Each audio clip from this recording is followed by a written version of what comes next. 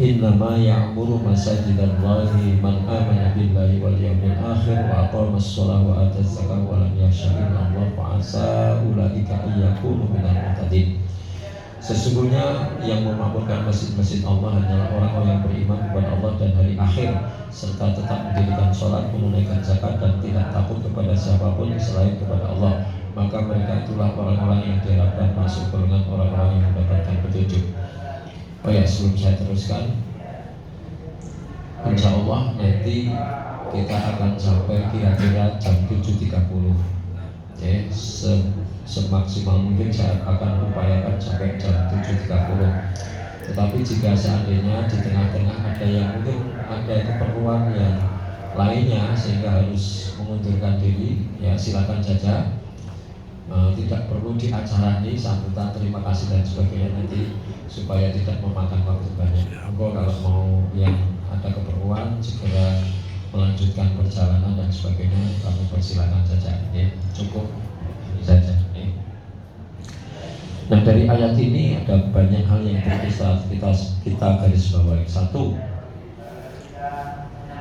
masjid-masjid itu adalah milik Allah, masjid Allah. Dan itu ditegaskan oleh Rasulullah, oleh Allah Subhanahu wa taala di surat Al-Jin ayat 18.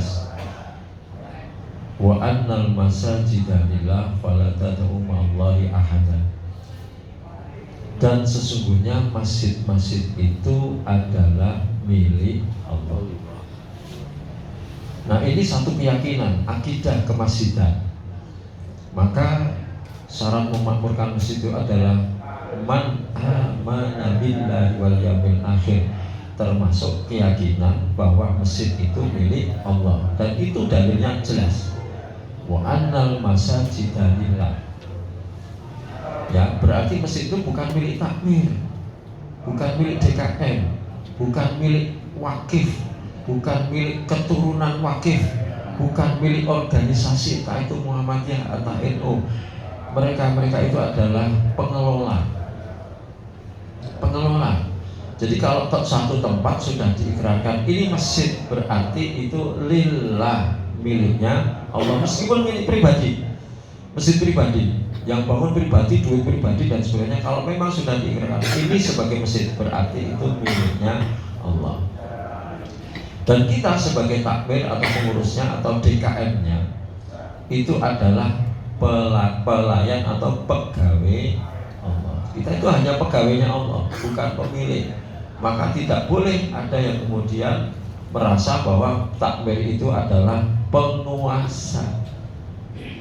Takmir bukan penguasa, tetapi pelayan jamaah. Ya.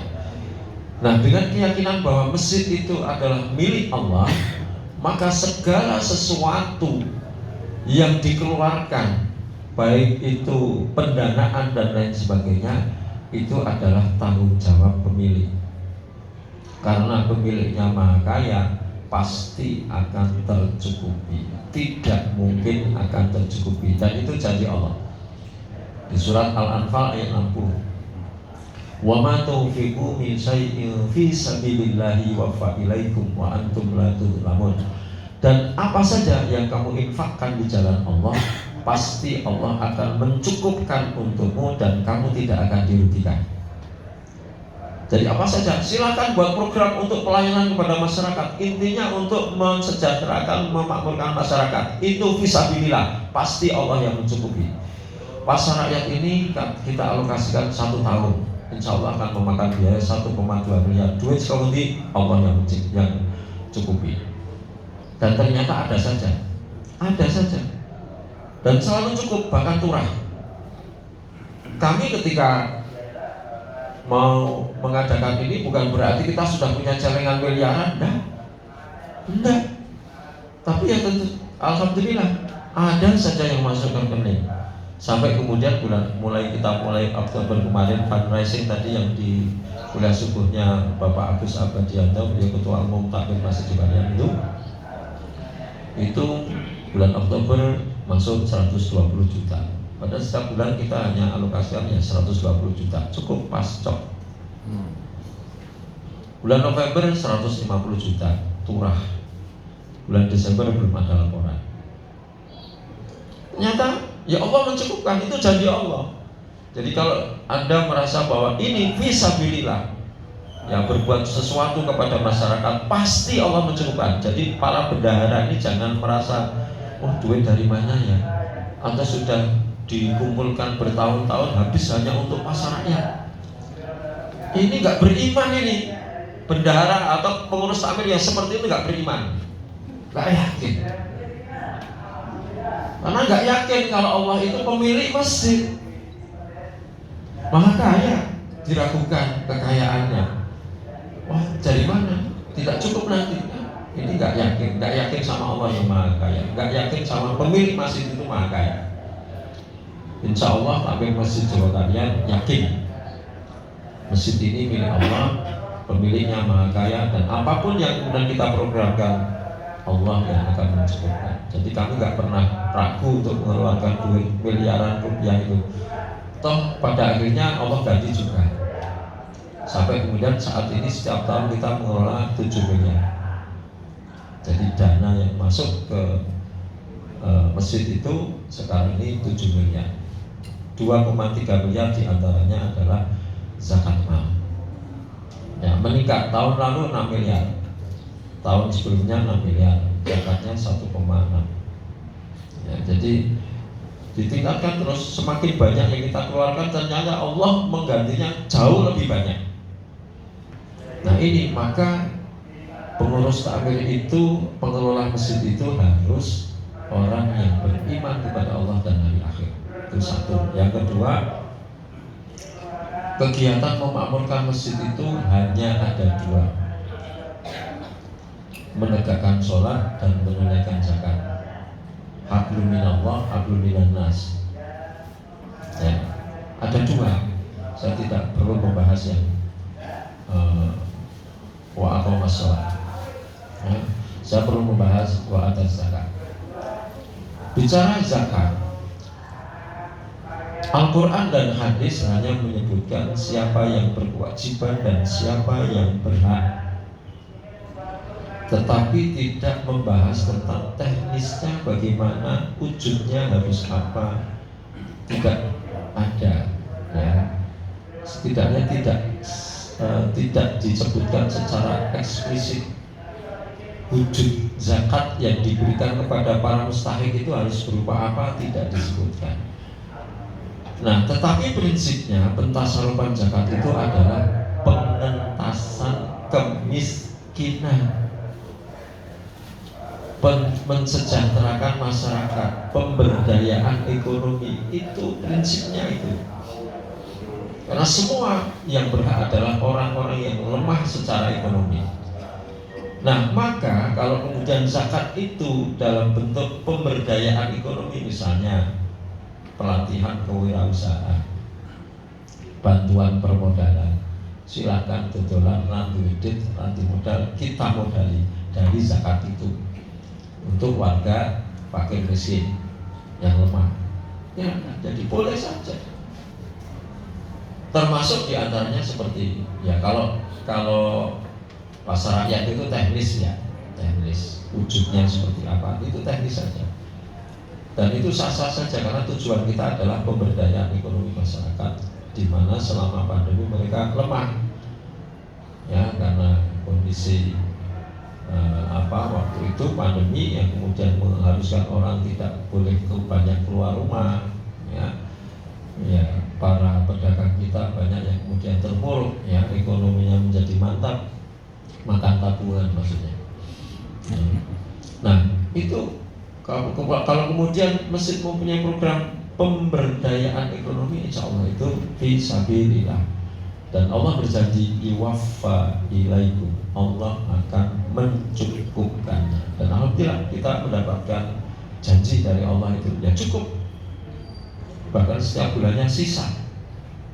Duit dari mana? Allah yang menggerakkan orang-orang kaya, orang-orang yang berlebih secara ekonomi. Infak sana di Masjid Jogara, infak Masjid Jogara itu manfaatnya banyak.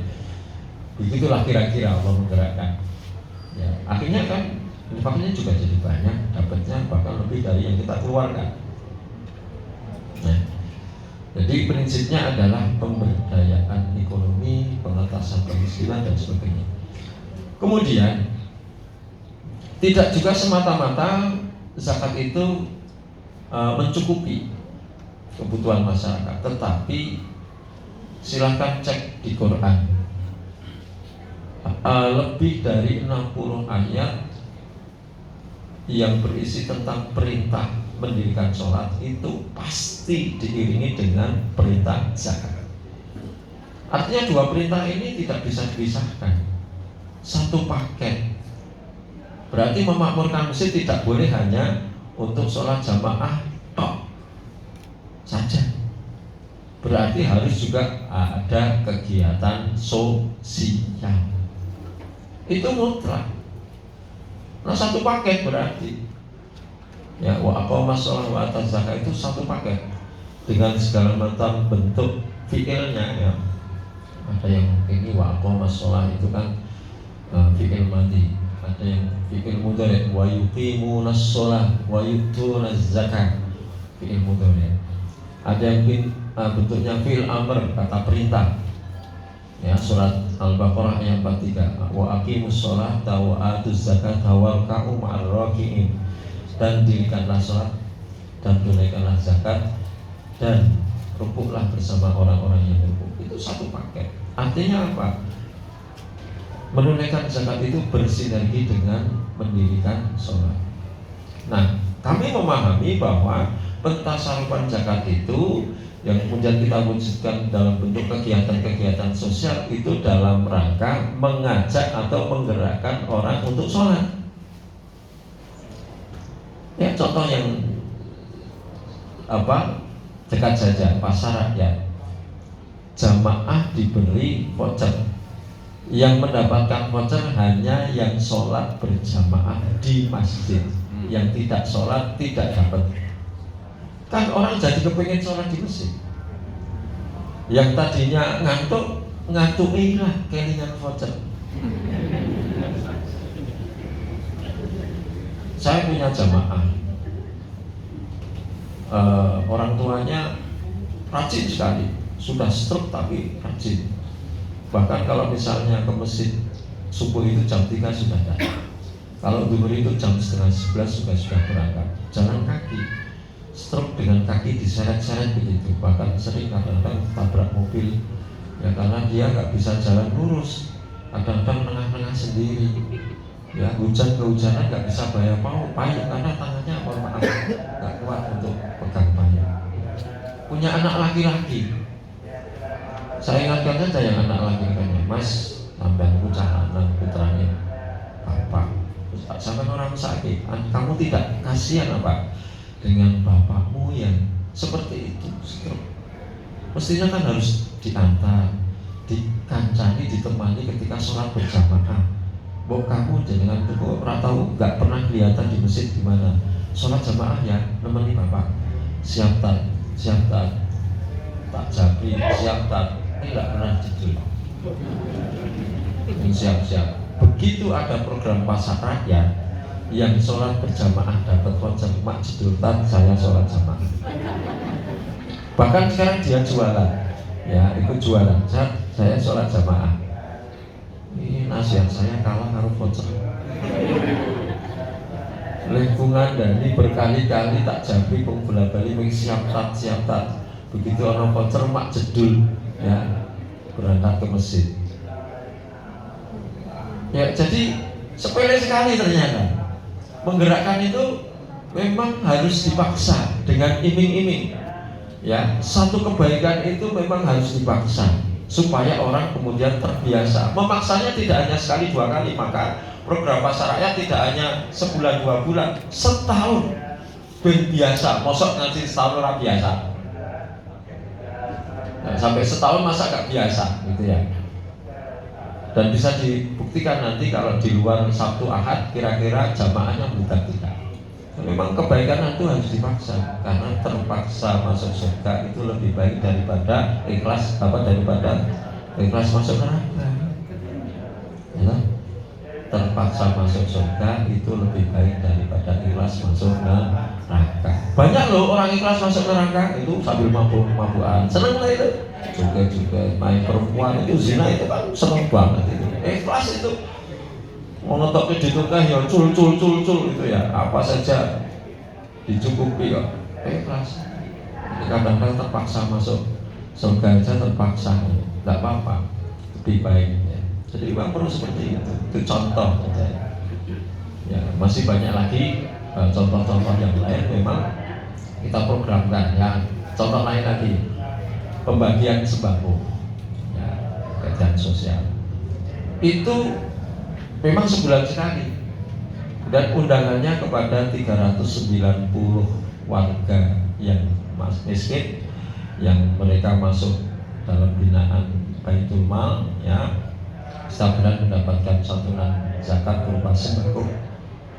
Undangannya di pojok kiri bawah itu ada tulisan undangan harap dibawa untuk ditukarkan dengan 1 paket sembako. Kira-kira datang nggak? Datang. Kegiatannya sholat maghrib berjamaah, pengajian, sholat isya berjamaah, pulang digawani oleh-oleh 1 paket senilai sekitar 200 sampai 250 ribu. Gula, teh, pasir ya, gula pasir ya, beras ya, mie instan, lauk pauk. Nah lauk pauk itu kadang-kadang kita buat produksi abon ya, kita sisihkan daging korban itu ya kadang-kadang sampai 1 ton daging korban kita olah jadi abon yang kita simpan kemudian ya kita berikan secara berkala. Setiap bulan kita berikan untuk lauk pauk. Dulu pernah kita juga buat sosis, bakso gitu ya sebagai tambahan lauk pauk. Itu kita berikan. Ya akhirnya kan ya berangkat. Nah untuk sembako. Tidak apa-apa, orang itu niatnya memang tidak bisa langsung seketika ikhlas. Ya perlu proses. Nah dengan pengajian kan dia mendapatkan siraman rohani, bagaimana kewajiban orang Islam itu seperti apa gitu. Selain itu dari 390 itu juga dapat kartu ATM beras, bukan ATM duit ya. Di bawah ini ya di dekat toilet laki-laki putra itu ada kotak besar itu seperti kulkas, itu berisi beras, itu adalah mesin ATM beras. Nah setiap kakak dapat 1 kartu yang bertuliskan hari ya, kalau hari Senin dia hanya bisa ngambil setiap hari Senin, seminggu sekali dia bisa mengambil. Kemudian mesin ATM-nya kita setting. Nah, mesin itu aktif atau menyala atau on ya, saatnya bisa diambil berasnya dengan kartu itu 15 menit sebelum Anda dan 30 menit setelah iqomah.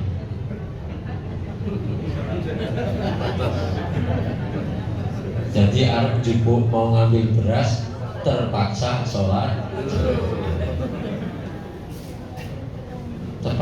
jamaah ya, memang harus dipaksa ya. Yang kedua klinik masjid, layanan kesehatan jamaah ya, dibuka setiap habis maghrib sampai jam 9. Ada 2 waktu sholat. Ketika nunggu antri pasien ya, dengar suara adzan isya, Allahu Akbar, klinik sementara ditutup, dokternya sholat, perawatnya sholat, apotekernya sholat. Oh ya, orang itu cuma cukup lihat orang sholat ya, kan paling tidak dokternya kan, Pak, Bu, sholat dulu, nanti diteruskan habis isya ya. Jadi layanan sosial itu dalam rangka menggerakkan orang sholat. Mau tidak mau dia terpaksa sholat jamaah. Nah ketika itu berlangsung berulang-ulang kan insya Allah jadi biasa. Ya artinya apa? Pentasarupan zakat itu tidak semata-mata mencukupi hanya kegiatan sosial semata, tetapi itu juga sarana untuk dakwah. Pak dokter di sini tidak perlu dia dalil Quran, tapi bisa berdakwah, ngajak orang sholat. Pak, saya sholat dulu, Bapak Ibu sholat dulu juga ya, nanti habis kan cukup dengan omongan seperti itu, dengan profesinya dia bisa berdakwah, menggerakkan orang untuk sholat. Nanti Ya saya ngobati, tapi kesehatan dari Allah. Minta habis sholat, minta berdoa kepada Allah, minta sehat. Tidak perlu dari Quran, dokter bisa berdakwah. Nah, jadi wa aqama shalah wa ata zakat itu satu paket, tidak bisa dipisahkan. Ya, maka aktivitas sosial di sini adalah mereka menggerakkan orang untuk sholat. Itu. Kemudian berikutnya ini saya cukupkan. Nah, supaya terjawab semua pertanyaan ini.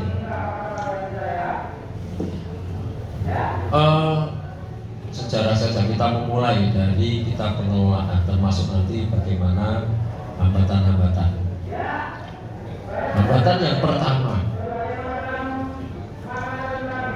masjid ini didirikan di tengah-tengah kampung. Ya, kalau di situ kan ada perempatan, Pak. Perempatan itu yang membagi wilayah kampung ini menjadi 4 RW. Jadi ini di salah satu pojok 1 RW 9, 10, 11, 12. Ini di RW 11. Ya, jadi pas kebetulan tengah-tengah. Sebelum masjid berdiri tahun 66. Sebelum masjid berdiri tahun 65 ya, dan sebelumnya kampung ini warganya adalah orang-orang PKI, mayoritas PKI. Jadi yang kita dakwahi bukan orang-orang yang sudah beragama, walaupun sebelah sana itu ada kampung Kerapiak, ada Kerapiak Wetan, Kerapiak Kolon. Di situ berdiri pondok pesantren yang besar sekali sejak sebelum kemerdekaan, pondok pesantren Al Munawwir. Sekarang ada sempalannya pondok pesantren Ali Maksum. Ya, pendirinya Kiai Haji At-Taufik Ali, mertuanya Anas Urbaningrum, Partai Demokrat. Ya. Sebelah sana itu ada kampung Karangkajen, ada makam Kiai Haji Ahmad Dahlan dan tokoh-tokoh Muhammadiyah. Artinya kampung Muhammadiyah, kampung Islam sebelum tahun kemerdekaan. Tengah-tengah kok PKI. Saya juga sampai sekarang ini nggak habis pikir kok bisa ya Muhammadiyah, NU, tengah PKI. Budaya orang Jogokarian ketika menjadi kampung PKI, mereka sering mementaskan kesenian melalui lembaga kesenian rakyat Lekra. Di sebelah barat masjid ini dulu adalah lapangan, sekarang berdiri rumah megah itu. Sering diadakan pementasan ketoprak dengan lakon satu Matine Gusti Allah. Itu hiburan orang sini, Pak. Malaikat dadi manten, Gusti Allah mantu. Itu lakon-lakonnya. Ketoprak itu, tahu lakon ya Pak? Sulawesi. Lakon itu judul ya, judul-judulnya itu. Dan itu menjadi hiburan masyarakat Jawa. Bisa bayangkan masyarakat Jawa kayak apa waktu itu. Dan walaupun mereka sudah kalah, katakanlah orang PKI tahun 65 itu kalah, dan tahun 66 daerah ini menjadi daerah operasi militer RPKAD, ya, maka mereka tiarap. Nah, mereka itu tidak hanya abangan, tapi mereka memusuhi umat Islam. Saya masih ingat cerita-cerita bapak-bapak saya dulu, orang tua kami. Mereka kalau mau ke musola itu taruhannya nyawa. Kalau tadi panjenengan lewat dari arah timur, ya itu ada hotel besar itu, Hotel Burza, sebelah kanan jalan. Kalau dari sini kiri jalan. Itu berdiri di atas tanah 5.500 meter. Itu dulu calon kuburan. Dan disitulah tokoh-tokoh kami sudah disiapkan liang lahatnya dan sudah ada nama-namanya. Seperti itu. Nah, jangankan, maaf, pintunya ditutup saja biar tidak terlalu kencang suara dari belakang. Ya. Bukan hanya tahun-tahun itu, tahun 90-an, saya itu masih ngalamin karena saya ketua remaja masjid tahun 94-96. Sekarang ini anak saya jadi ketua remaja, baru sekitar 1 bulan jadi ketua remaja. Saya ngalami mereka kalau pas Ramadan ya di sini tarawih, mereka pasang mercon itu besar sekali di pojok masjid dengan obat nyamuk. Jadi begitu meledak orangnya nggak ada, karena mungkin sudah 1 jam 2 jam yang lalu pasang. Kalau Idul Adha mereka juga nyembelih, ya, tapi nyembelih anjing. Dan pernah itu kepalanya ditancapkan di pagar masjid. Itu tahun 90-an. Jadi ini mereka yang akan kita dakwahi mengisi masjid ini sebagai jamaah. Nah, ketika masjid berdiri, ya kemudian pengelolaannya ya itu saja seperti masjid-masjid yang lainnya masih konvensional.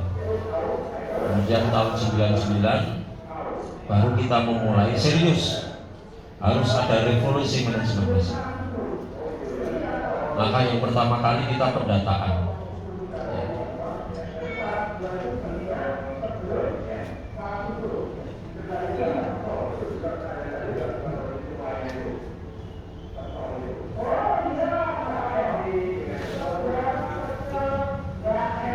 Kegiatan masjid yang diikuti apa saja, masyarakat boleh milih.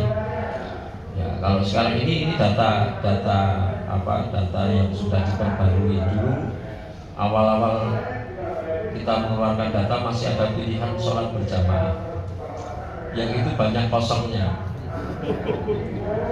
Ya, bahkan tidak sholat. Alasan apa? Belum bisa sholat. Itu kita temukan lebih dari 1.300 orang. Dari data itu maka kemudian program. Nah, jadi data mungkin silakan ya dari pengurus takmir, data itu penting dan harus Anda lakukan. Kenapa? Program itu harus mengacu kepada data supaya betul-betul tepat sasaran. Jangan hanya sekedar meniru copy paste apa yang dari Jokowi pokoknya diplok ya. Karena seperti tadi kondisi sosialnya mungkin beda, latar belakang sosialnya beda. Belum tentu di sini sama, di sini ada, di tempat panjenengan bisa. Contoh misalnya layanan klinik masih tadi. Karena dulu memang banyak orang yang tidak mampu, ke puskesmas saja nggak mampu. Ya, sehingga kita layanan itu sangat dibutuhkan klinik masjid. Tapi kalau misalnya masjid ada di tengah perumahan elit, bahwa masyarakatnya penduduknya sudah berobatnya ke rumah sakit ya internasional bahkan ke luar negeri. Klinik cuma klinik masjid, dokter umum bahkan mungkin menteri kesehatan. Wah khawatir, wah nanti kalau saya berobat sana disuntik bisa sebar ini. Malpraktek nanti. Orang nggak yakin, nggak bakalan laku itu klinik masjid itu. Kalau di perubahan ini orang sudah berobat sudah mampu ya. Nah contoh itu ya. Jadi membuat program itu berdasarkan data. Data kita menemukan lebih dari 1.300 orang belum sholat. Maka saat itu program kita pertama kali mensolatkan orang hidup. Mensolatkan orang mati gampang, nggak protes. Tapi bagaimana mensolatkan orang hidup dan orang-orangnya seperti tadi memusuhi kita? Bayangkan. Coba kalau kita ketuk pintu Bapak, kami dari Masjid Jubariah yang ingin bertanya Bapak intinya Bapak kok belum sholat? Oh bisa jadi apa urusan lu? Gue gak sholat urusanku, bukan urusanmu kan gitu. Mau gak pelakok gitu ya? Bisa jadi seperti itu. Nah tetapi karena kemudian selain data yang ada dari jamaah yang belum sholat itu, ada data kemiskinan ya, penghasilan. Nah, ini bisa dilihat penghasilan bulanan. Ini kan sudah kita perbaiki. Ya, waktu itu hanya ratusan ribu, 0 sampai 500 ribu. Nah, Dari data itu kita bisa menentukan, oh ternyata yang miskin banyak sekali, sangat banyak. Nah maka kemudian program-program sosial kita berikan, ya. Masjid stop pembangunan karena sumber kita waktu itu hanya infak Jumat. Bangun masjid stop, kita sudahi dulu. Kita bangun masyarakat, maka slogan kita sampai sekarang ini dari masjid membangun umat. Silakan dicek itu di tangga masuk di sini ya, itu dari masjid membangun umat. Fokus kita adalah kesejahteraan masyarakat, memakmurkan masyarakat. Program-program sosial kita perbanyak, pembagian sembako, beasiswa untuk anak-anak yang putus sekolah, melunasi hutang-hutang para gharim. Ada nggak program dari Bapak melunasi hutangnya sama? Kita sudah lebih dari 100 orang yang kita lunasi. Kreatif, bukan kreatif. Ini hak mereka. Karena salah satu yang berhak menerima zakat adalah gharim. Kalau kita pegang zakat, mereka minta bantuan, kita nggak melayani, dolim kita. Dosa kita itu. Kalau sampai jamaah kita ada yang terlilit hutang nggak bisa nyaur karena memang kondisi ekonominya seperti itu, sementara kita bawa duit zakat dan kita tidak mau melayani, dosa kita. Dosa. Jadi bukan kreativitas, itu perintah Allah. Karena Al-Quran menyebutkan siapa yang berhak mendapatkan santunan zakat. Salah satunya adalah gharim. Dan lagi musafir, Ibnu Sabil. Ibnu Sabil juga salah satu yang berhak mendapatkan zakat. Orang datang dari jauh-jauh, dari Surabaya, dari Sulawesi, dari Kalimantan. Saya nggak bisa pulang karena kecopetan. Di sini tidak ada sanak saudara, dompetnya hilang, HP-nya hilang, semua kartu ATM-nya juga nggak ada. Walaupun dia di sana orang kaya, tapi ketika di sini dia orang kiri.